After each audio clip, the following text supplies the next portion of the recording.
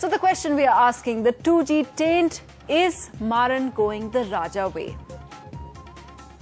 First, let me just tell you the latest controversy to hit Union Minister Dayanidhi Maran. He's already facing a CBI probe for allegedly favouring SL in return for an 800 crore investment in Sun TV. Now, NDTV has learned that former Telecom Secretary DS Mathur will also be investigated for having allegedly ignored a CBI written complaint against the former minister Dayanidhi Maran. The case actually goes back to September 2007 when the agency wrote to the Department of Telecom alleging what they said was misutilization of telephone connections by the former telecom minister. 323 phone lines, that's the allegation, meant for his residence in Chennai were used by Sun TV network. And according to the New Indian Express report, these lines were ISDN lines used to carry massive digital data such as TV news and programs. The CBI report says this caused huge loss to the central government. These allegations have been denied by Dayanidhi Maran in a detailed legal notice sent to the New Indian Express. He says he has a letter from BSNL that he had only one phone connection and no outstanding dues, and he spoke about this earlier. If there is a revenue loss for 300 crores for BSNL, believe me, my friends, the CAG would have pulled up BSNL. 300 crores is not. You are an investigative journalism. Why can't you go to BSNL and ask the general manager or the chief general manager who gave this letter stating that Mr. Maran had only one connection and his calls never exceed the prescribed amount which he is eligible as a member of parliament? Why can't you do that? A very angry Dayanidhi Maran there. Well, let's just get our discussion started. Our guest this evening, D. Raja, is of course our political commentator there. He's also an ally of the ruling party in Tamil Nadu. We also have joining us Professor Ramu Manivanan. He joins us from Bangalore, political scientist, and of course the man who knows everything about Tamil Nadu politics, has been covering it for 3 decades, R. Rajagopalan. Thank you all for joining us. First, I want to start off with Mr. Raja. You know, as someone who's been in Parliament and worked with all of them, with Mr. A. Raja and Mr. Dayanidhi Maran, do you see this going the same way as Mr. Raja's case? Do you think it's as big a case and it's going that way? I do not know whether he will go in the same way of Mr. A. Raja, but his position as minister is becoming increasingly untenable. These allegations are of a serious nature.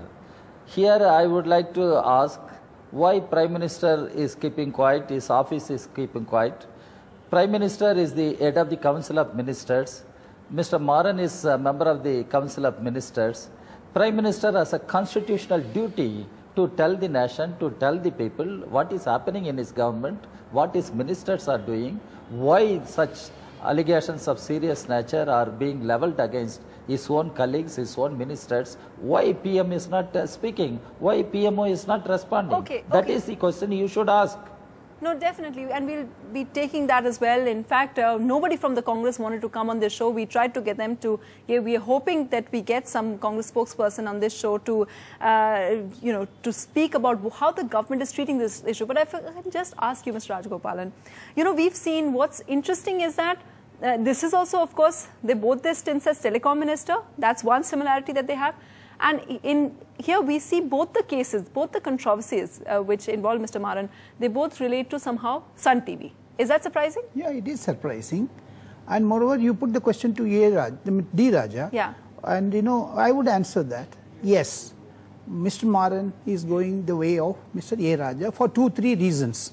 Politically, yes. And second thing, many DMK MPs, many DMK ministers tell me in person, in confidence, they say it is Dayanidhi Maran who corporatized the DMK. Because, he has been diversifying the business from media to civil aviation.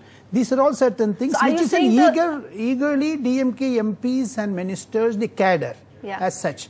They were all much worried about this, number one. Number two, a breaking news. Tomorrow is Mr. Kalanidhi's birthday. That's right. He is not in Chennai. He is likely to fly down to Delhi to meet his daughter. These are all certain signals which I feel that yes, monsoon session was, the coming ensuing monsoon session is going to be very difficult because we lost winter session last year because of A. Raja. I also foresee that yes, the coming monsoon session, of course, Mr. D. Raja and BJP and the other opposition parties likely to stall this on Maran issue. It's likely to continue till then. It might, if the government or if the DMK is not taking a political decision. Okay. NDTV's cricket app, Android and iPhone, fastest scorecard, special analysis, and much more. Download free. ndtv.com/apps.